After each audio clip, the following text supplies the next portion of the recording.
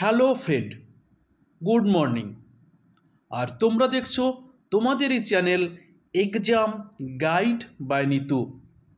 বন্ধুরা, তোমরা যারা আগামী দিনে এনটিপিসি পরীক্ষার জন্য প্রস্তুতি নিচ্ছ, তোমাদের জন্যই আমি নিয়ে এসেছি আরআরবি এনটিপিসি 2021 সালে এসে যাওয়া প্রশ্নপত্রর এই বিশেষ ক্লাস। আজকে আমি করাবো ক্লাস নম্বর 5, যেটি 2 মার্চ 2021 সালের ফার্স্ট শিফটে এসেছিল। বন্ধুরা, তোমরা যারা এখনও পর্যন্ত চ্যানেলটি সাবস্ক্রাইব করনি, অবশ্যই চ্যানেলটি সাবস্ক্রাইব করে নেবে। আর ভিডিওটা ভালো লাগলে একটু লাইক করবে, বন্ধুদের সঙ্গে শেয়ার করবে। তো চলো শুরু করি আজকের প্রশ্নপত্রগুলো। 2024 সালে গ্রীষ্মকালীন অলিম্পিক কোথায় অনুষ্ঠিত হয়েছে? 2024 সালে যে গ্রীষ্মকালীন অলিম্পিক হয়ে গেল, সেটি কোন শহরে অনুষ্ঠিত হয়েছে? তো সঠিক উত্তর হবে প্যারিসে। 2024 সালে গ্রীষ্মকালীন অলিম্পিক খেলা হয়েছিল প্যারিসে। আর 2028 সালে অলিম্পিক খেলা হবে আমেরিকার লস অ্যাঞ্জেলসে। আমেরিকার লস অ্যাঞ্জেলসে 2028 সালে গ্রীষ্মকালীন অলিম্পিক হবে। আর প্রথম আধুনিক অলিম্পিক শুরু হয়েছিল 1896 সালে। 1896 সালে এথেন্সে আধুনিক অলিম্পিক শুরু হয়েছিল। পরবর্তী প্রশ্ন, নিচের কোনটি ভারতের প্রথম জলবিদ্যুৎ কেন্দ্র? ভারতের প্রথম জলবিদ্যুৎ কেন্দ্রের নাম কি? তো সঠিক উত্তর হবে দার্জিলিংয়ের সিদ্রাপং জলবিদ্যুৎ কেন্দ্র। সিদ্রাপং জলবিদ্যুৎ কেন্দ্র ভারতের প্রথম জলবিদ্যুৎ কেন্দ্র। ভারতের কোথায় institute of road traffic education বা IRTE অবস্থিত? Institute of road traffic education বা IRTE অবস্থিত। তো সঠিক উত্তর হবে ফরিদাবাদ। ফরিদাবাদে এই institute of road traffic education অবস্থিত। কোন বছর ব্রিটিশ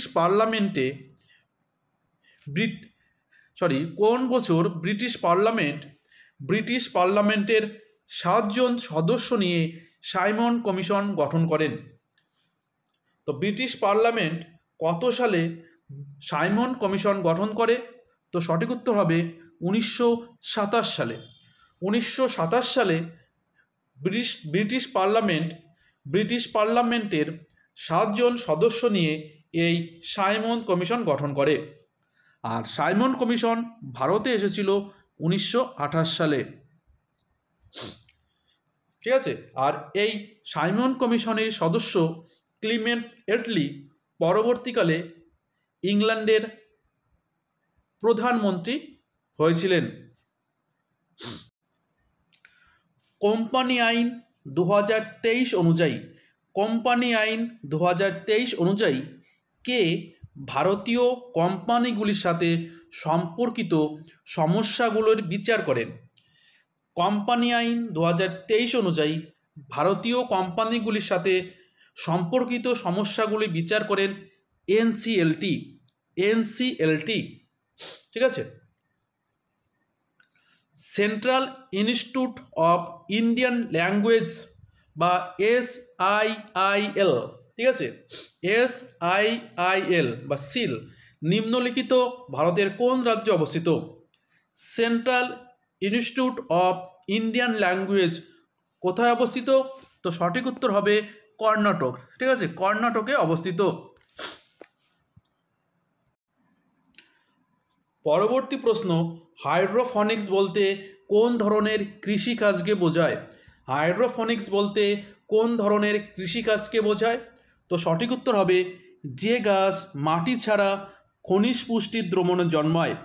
যে গাছ মাটি ছাড়া খনিজ পুষ্টির দ্রবণে জন্মায় তাকে বলা হয় হাইড্রোফোনিক্স চাষ। ঠিক আছে, হাইড্রোফোনিক্স চাষ হচ্ছে যে গাছ মাটি ছাড়া খনিজ পুষ্টির দ্রবণে জন্মায় সেই চাষকে বলা হয় হাইড্রোফোনিক্স চাষ। নিচের বিবৃতিগুলির মধ্যে কোনটি সঠিক? দেখো নিচের 4টি বিবৃতি দেওয়া রয়েছে, তো কোন বিবৃতিটা সঠিক তোমাদের বের করতে বলেছে। প্রথম বিবৃতি দেখো, সুচেতা কৃপালিনী হলেন ভারতের প্রথম মহিলা মুখ্যমন্ত্রী। তো এই অপশনটাই কিন্তু সঠিক হয়ে গেছে। তো সুচেতা কৃপালিনী প্রথম মহিলা যিনি উত্তরপ্রদেশের প্রথম মহিলা মুখ্যমন্ত্রী হয়েছিলেন। ঠিক আছে, তো প্রথম ভারতীয় মহিলা মুখ্যমন্ত্রী হয়েছিলেন এই সুচেতা কৃপালিনী। তো সঠিক উত্তর এটা। ভারতের প্রথম মহিলা রাষ্ট্রপতিকে, ভারতের প্রথম মহিলা রাষ্ট্রপতি হলেন প্রতিভা পাটিল। প্রতিভা পাটিল ভারতের প্রথম মহিলা রাষ্ট্রপতি। আর ভারতের প্রথম মহিলা প্রধানমন্ত্রী হলেন শ্রীমতী ইন্দিরা গান্ধী। ঠিক আছে, শ্রীমতী ইন্দিরা গান্ধী ভারতের প্রথম মহিলা প্রধানমন্ত্রী, আর শ্রীমতী প্রতিভা পাটিল ভারতের প্রথম মহিলা রাষ্ট্রপতি। নিচের কোনটি কম্পিউটারে ব্যবহৃত ডাটাবেস সফটওয়্যার নয়? নিচের কোনটি কম্পিউটারে ব্যবহৃত ডাটাবেস সফটওয়্যার নয়? তো সঠিক উত্তর হবে এমএস ওয়ার্ড। ঠিক আছে, এমএস ওয়ার্ড কম্পিউটারে ব্যবহৃত ডাটাবেস সফটওয়্যার নয়। কোন বছর পানিপথের তৃতীয় যুদ্ধ হয়েছিল? তো পানিপথের তৃতীয় যুদ্ধ হয়েছিল 1761 সালে। মারাঠা এবং আফগানদের মধ্যে এই পানিপথের তৃতীয় যুদ্ধ হয়েছিল। তো পানিপথের তৃতীয় যুদ্ধ হয়েছিল কাদের মধ্যে? মারাঠা ও আফগানদের মধ্যে। ঠিক আছে, মারাঠা এবং আফগানদের মধ্যে পানিপথের তৃতীয় যুদ্ধ হয়েছিল। পানিপথের প্রথম যুদ্ধ হয়েছিল 1526 সালে। 1526 সালে পানিপথের প্রথম যুদ্ধ হয়েছিল। আর 1556 সালে পানিপথের দ্বিতীয় যুদ্ধ হয়েছিল। ঠিক আছে, পানিপথের প্রথম যুদ্ধ হয়েছিল 1526, আর দ্বিতীয় যুদ্ধ হয়েছিল 1556, আর তৃতীয় যুদ্ধ হয়েছিল 1761 সালে। পরবর্তী প্রশ্ন, নিম্নলিখিত কোনটি মেইল, বৈদেশিক কল এবং SMS বার্তাগুলির মাধ্যমে ইলেকট্রিকভাবে প্রচার অভিযান চালিয়ে ভারত জুড়ে নাগরিকদের সঙ্গে সরকারকে সরাসরি যুক্ত করার ব্যবস্থা? তো সঠিক উত্তর হবে ই সম্পর্ক। ই সম্পর্ক এমন একটি ব্যবস্থা যেখানে মেইল, বৈদেশিক কল এবং SMS বার্তাগুলির মাধ্যমে ইলেকট্রনিকভাবে প্রচার অভিযান চালিয়ে ভারত জুড়ে নাগরিকদের সঙ্গে সরকারকে সরাসরি যুক্ত করার ব্যবস্থা। পরবর্তী প্রশ্ন, স্বরাজ পার্টি যা ভারতীয় জনগণের বৃহত্তর স্বাধীনতার দাবিতে প্রতিষ্ঠিত হয়েছিল, গয়ায় স্বরাজ পার্টি কবে প্রতিষ্ঠিত হয়েছিল? তো গয়ায় কিন্তু এই স্বরাজ পার্টি প্রতিষ্ঠিত হয়েছিল 1923 সালে। 1923 সালে স্বরাজ পার্টি প্রতিষ্ঠা হয়েছিল। এর প্রতিষ্ঠাতা ছিলেন চিত্তরঞ্জন দাস এবং মতিলাল নেহেরু। চিত্তরঞ্জন দাস এবং মতিলাল নেহেরু এই স্বরাজ পার্টি প্রতিষ্ঠা করেন। 13 নম্বর প্রশ্ন, নিচের কোনটি গ্রিন হাউস গ্যাস নয়? তো দেখো, মিথেন, কার্বন ডাইঅক্সাইড এবং হাইড্রোফ্লোরোকার্বন এসব কিন্তু গ্রিন হাউস গ্যাসের উদাহরণ। আর গ্রিন হাউস গ্যাস নয় অক্সিজেন। ঠিক আছে, তো সঠিক উত্তর হবে অক্সিজেন। পরবর্তী প্রশ্ন, চিয়াপাস মালভূমি কোন দেশে পাওয়া যাবে? তো কোন দেশে গেলে আমরা এই চিয়াপাস মালভূমি দেখতে পাবো? তো সঠিক উত্তর হবে মেক্সিকো। 15 নম্বর প্রশ্ন, কোন দেশ সন্ন্যাসীর রাজ্য বা হারমিট কিংডম নামে পরিচিত? কোন দেশ সন্ন্যাসীর রাজ্য বা হারমিট কিংডম নামে পরিচিত? তো সঠিক উত্তর উত্তর কোরিয়া। উত্তর কোরিয়া যা সন্ন্যাসীর রাজ্য বা হারমিট কিংডম নামে পরিচিত। 1829 সালে লর্ড উইলিয়াম বেন্টিংয়ের আমলে কোন সমাজ সংস্কার আন্দোলন হয়েছিল? 1829 সালে লর্ড উইলিয়াম বেন্টিংয়ের আমলে কোন সমাজ সংস্কার আন্দোলন হয়েছিল? তো সঠিক উত্তর হবে সতীদাহ প্রথা নিষিদ্ধ। তো রাজা রামমোহন রায়ের প্রচেষ্টায় এবং লর্ড উইলিয়াম বেন্টিংয়ের সহযোগিতায় 17 নম্বর বিধি অনুযায়ী এই সতীদাহ প্রথা নিষিদ্ধ করা হয়েছিল। রাসায়নিক শক্তি থেকে বৈদ্যুতিক শক্তিতে রূপান্তরিত করতে নিম্নলিখিত কোন উপকরণ ব্যবহার করা হয়? তো রাসায়নিক শক্তি থেকে বৈদ্যুতিক শক্তিতে রূপান্তরিত করতে নিম্নলিখিত কোন উপকরণ ব্যবহার করা হয়? তো সঠিক উত্তর হবে ব্যাটারি, যা রাসায়নিক শক্তি থেকে বৈদ্যুতিক শক্তিতে রূপান্তরিত হয়। ভারতের প্রথম পারমাণবিক বিস্ফোরণের স্থান পোখরান কোন রাজ্যে অবস্থিত? ভারতের প্রথম পারমাণবিক বিস্ফোরণের স্থান পোখরান, এটি কোন রাজ্যে অবস্থিত? তো এটি রাজস্থান রাজ্যে অবস্থিত। পোখরান রাজস্থান রাজ্যে অবস্থিত।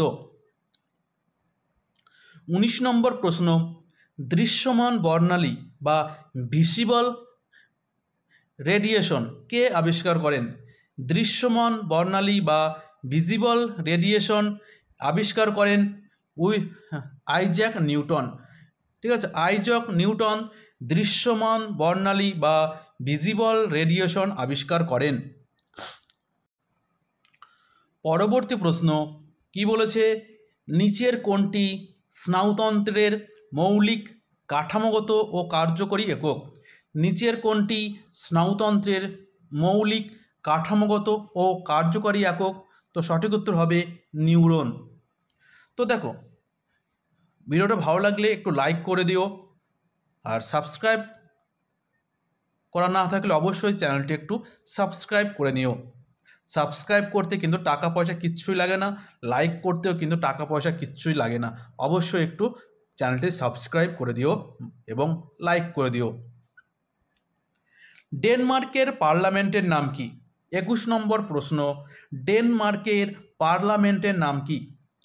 তো ডেনমার্কের পার্লামেন্টের নাম ফোকেটিং ডেনমার্কের পার্লামেন্টের নাম।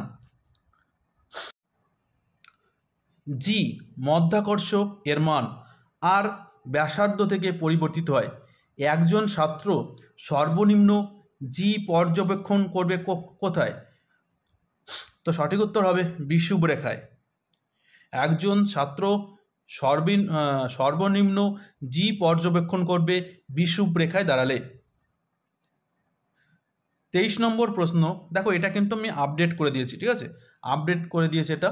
তো গ্লোবাল হাঙ্গার ইন্ডেক্স 2024 অনুযায়ী ভারত কততম স্থানে রয়েছে? তো 2024 বিশ্ব ক্ষুধার তালিকায় ভারত কিন্তু 105তম স্থানে রয়েছে। 2024 সালে 127টি দেশের মধ্যে ভারত রয়েছে 105তম স্থানে। ঠিক আছে। ব্রহ্মপুত্র হলো একটি প্রধান নদী যার অনেকগুলি উপনদী দেশ জুড়ে প্রবাহিত হয়। নিচের কোন উপনদী ব্রহ্মপুত্রের অংশ নয়? তো দেখো, ডিবং নদী, সুবনশিরি এবং তিস্তা নদী এর সব কিন্তু ব্রহ্মপুত্রের উপনদী, আর ব্রহ্মপুত্রের উপনদী নয় তমসা নদী। প্যারিস চুক্তি পৃথিবীর দিবসের নিউ ইয়র্কের জাতিসংঘের সদর দপ্তরে স্বাক্ষরিত হয়েছিল। প্যারিস চুক্তি, যা পৃথিবী দিবসের দিন নিউ ইয়র্কে জাতিসংঘের সদর দপ্তরে স্বাক্ষরিত হয়েছিল। তো পৃথিবী দিবস পালন করা হয় 22শে এপ্রিল। পৃথিবী দিবস কবে পালন করা হয়? তো 22শে এপ্রিল কিন্তু পৃথিবী দিবস পালন করা হয়। তো 22শে এপ্রিল 2016 সালে প্যারিস চুক্তি নিউ ইয়র্কের জাতিসংঘের সদর দপ্তরে স্বাক্ষরিত হয়েছিল। পরবর্তী প্রশ্ন, ড্যাশ বিপ্লব ভোজ্য তেল বীজ উৎপাদন বৃদ্ধির কারণ ছিল? তো কোন বিপ্লবের জন্য ভোজ্য তেল বীজ উৎপাদন ব্যাপক বৃদ্ধি পেয়েছিল? তো সঠিক উত্তর হবে হলুদ বিপ্লব। হলুদ বিপ্লবের ফলে ভোজ্য তেল বীজ উৎপাদন বৃদ্ধির কারণ ছিল। বীর নরসিংহ প্রাচীন ভারতে নিম্নলিখিত কোন রাজবংশের শাসক ছিলেন? তো বীর নরসিংহ তিনি কিন্তু তুলুপ বংশের শাসক ছিলেন। বীর নরসিংহ তিনি বিজয়নগর সাম্রাজ্যের শাসক ছিলেন, আর বিজয়নগর সাম্রাজ্যেরই একটি রাজবংশ তুলুপ, সেই তুলুপ বংশের শাসক ছিলেন বীর নরসিংহ। পরবর্তী প্রশ্ন, ভারতীয় সংবিধানের নিচের কোন অনুচ্ছেদে বলা হয়েছে যে রাজ্য গ্রাম পঞ্চায়েত সংগঠিত করার জন্য পদক্ষেপ নেবে? রাজ্য গ্রাম পঞ্চায়েত সংগঠিত করার জন্য পদক্ষেপ নেবে। তো সঠিক উত্তর হবে অনুচ্ছেদ বা ধারা 40। ঠিক আছে। 29 নম্বর প্রশ্ন, 1987 সালে কোন সংবিধান সংশোধনী আইনটি গোয়াকে একটি রাজ্য বিধানসভা সহ একটি পূর্ণ রাজ্যে পরিণত করেছিল এবং দমন এবং দিউকে কেন্দ্রশাসিত অঞ্চল হিসেবে গঠন করেছিল? তো কততম সংবিধান সংশোধন? তো সঠিক উত্তর হবে 56তম সংবিধান সংশোধন। তো 56 সংবিধান সংশোধন 1987 সালে যে আইনে গোয়াকে একটি রাজ্য বিধানসভা সহ একটি পূর্ণাঙ্গ রাজ্যে পরিণত করেছিল এবং দমন ও দিউকে কেন্দ্রশাসিত অঞ্চল হিসেবে গঠন করেছিল। 30 নম্বর প্রশ্ন, নিচের কোনটি ভারত সরকার কর্তৃক চালু করা একটি প্রচার অভিযান ডিজিটাল ইন্ডিয়ার 9টি স্তম্ভের অংশ নয়? তো সঠিক উত্তর হবে জনধন যোজনা। এটা কিন্তু ডিজিটাল ইন্ডিয়ার 9টি স্তম্ভের অংশ নয়। ইলেকট্রনিক্স নির্মাণ, ব্রডব্যান্ড হাইওয়ে এবং মোবাইল সংযোজন সর্বজনীন বৃদ্ধি, এটা কিন্তু ডিজিটাল ইন্ডিয়ার 9টি স্তম্ভের অংশ, আর অংশ নয় হচ্ছে জনধন যোজনা। 1928 সালে কোথায় সর্দার বল্লভভাই প্যাটেল ব্রিটিশ সরকারের ভূমি রাজস্ব বাড়ানোর সিদ্ধান্তের বিরুদ্ধে কৃষক আন্দোলন শুরু করেছিল? 1928 সালে সর্দার বল্লভভাই প্যাটেল কোথায় কৃষক আন্দোলন শুরু করেছিল? তো সঠিক উত্তর হবে বারদৌলি। তো এই বারদৌলি সত্যাগ্রহণের ফলে কৃষকরা বল্লভভাই প্যাটেলকে সর্দার উপাধি দেন। ঠিক আছে। তো বল্লভভাই প্যাটেলকে এই বারদৌলি কৃষক আন্দোলনের পর সেখানকার কৃষকরা সর্দার উপাধি দিয়েছিলেন। আলোর উপস্থিতিতে সালোক সংশ্লেষ হয়। কোন রঙের আলোর উপস্থিতি সালোক সংশ্লেষের হারকে সবচেয়ে কম প্রভাবিত করে? কোন আলোয় সালোক সংশ্লেষ সব থেকে কম হয়? তো সঠিক উত্তর হবে সবুজ আলোয়। সবুজ আলোয় সালোক সংশ্লেষ সবচেয়ে কম হয়। মহেঞ্জোদারো অবস্থিত বর্তমানে কোথায়? মহেঞ্জোদারো কোথায় অবস্থিত? তো সঠিক উত্তর হবে সিন্ধু।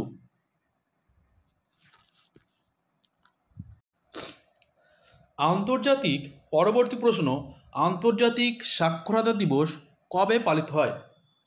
তো আন্তর্জাতিক সাক্ষরতা দিবস পালন করা হয় 8ই সেপ্টেম্বর। আন্তর্জাতিক সাক্ষরতা দিবস পালন করা হয় 8ই সেপ্টেম্বর। 35 নম্বর প্রশ্ন, 1 পেটাবাইট সমান সমান কত? তো 1 পেটাবাইট সমান সমান 1024 টিবি। 1024 টিবি। তো 1 পেটাবাইট সমান সমান 1024 টিবি। আইসিসি ক্রিকেট বিশ্বকাপ 2019-এ কে প্লেয়ার অব দ্য টুর্নামেন্ট পুরস্কার পেয়েছিলেন? তো 2019 সালে আইসিসি ক্রিকেট বিশ্বকাপে প্লেয়ার অব দ্য টুর্নামেন্ট হয়েছিল নিউজিল্যান্ডের অধিনায়ক কেন উইলিয়ামসন। ঠিক আছে, তো 2019 সালে ক্রিকেট বিশ্বকাপ হয়েছিল ইংল্যান্ডে। ঠিক আছে, 2019 সালে ক্রিকেট বিশ্বকাপ হয়েছিল ইংল্যান্ডে। পরবর্তী প্রশ্ন, নিম্নলিখিত ব্যাটারদের মধ্যে কে আন্তর্জাতিক ক্রিকেটে 20,000 রান করতে পারেননি? তো সঠিক উত্তর হবে সুনীল গাভাস্কার। সুনীল গাভাস্কার আন্তর্জাতিক ক্রিকেটে 20,000 রান করতে পারেনি। সচিন টেন্ডুলকার, ব্রায়ান লারা এবং রাহুল দ্রাবিড় এনারা কিন্তু প্রত্যেকেই 20,000 আন্তর্জাতিক রান করেছেন। নিম্নলিখিত ডেস্কটপ অপারেটিং সিস্টেমের একটি উপকরণ নয়। 38 নম্বর প্রশ্নে বলেছে কোনটি ডেস্কটপ অপারেটিং সিস্টেমের একটি প্রকার নয়? তো সঠিক উত্তর হবে অ্যান্ড্রয়েড। অ্যান্ড্রয়েড এটা কিন্তু একটি মোবাইল অপারেটিং সিস্টেম। ঠিক আছে, মোবাইলের অপারেটিং সিস্টেম, এটা কিন্তু ডেস্কটপের অপারেটিং সিস্টেম নয়। 39 নম্বর প্রশ্ন, কোন ভারতীয় উপগ্রহটি সমুদ্রবিজ্ঞান, উপকূল এবং বায়ুমণ্ডলীয় অধ্যয়নের জন্য তথ্য সংগ্রহ করে? কোন উপগ্রহটি? তো সঠিক উত্তর হবে IRS-P4। IRS-P4 উপগ্রহটি সমুদ্রবিজ্ঞান, উপকূল এবং বায়ুমণ্ডলীয় অধ্যয়নের জন্য তথ্য সংগ্রহ করে। তো বন্ধুরা, এই 39টি প্রশ্ন তোমাদের জন্য ছিল।